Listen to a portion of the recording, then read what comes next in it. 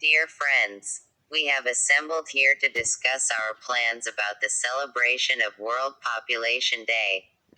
Our hospital celebrates this day annually on 11th July. It is basically to reiterate the human right formulated for family planning.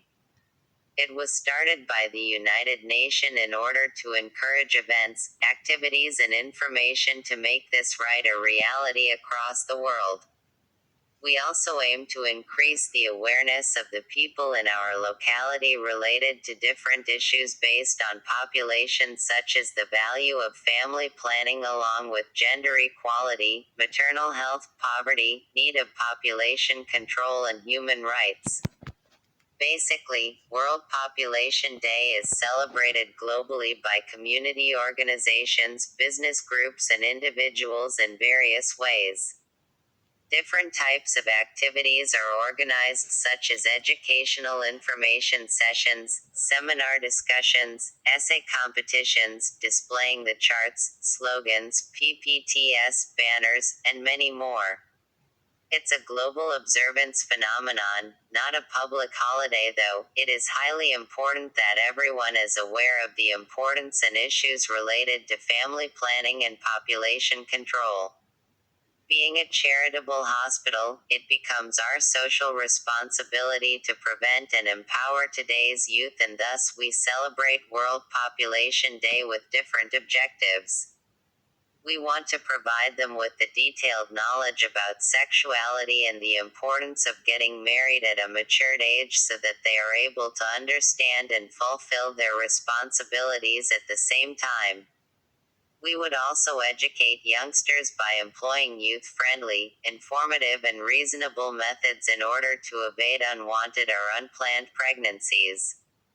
We also want to educate people to remove the gender stereotypes from our society.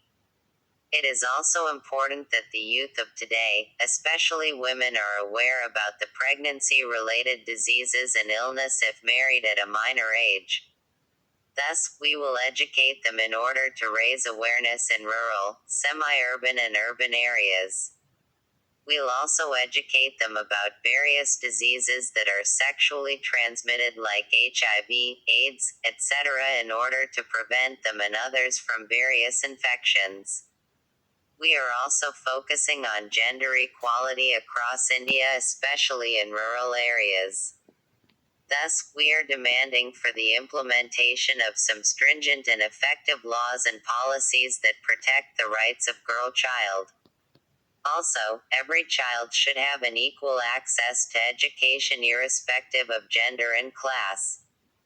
Therefore, we have concrete plans to visit villages, remote areas, etc. and organize mobile school for girls so that we can educate them and make them aware of the population control.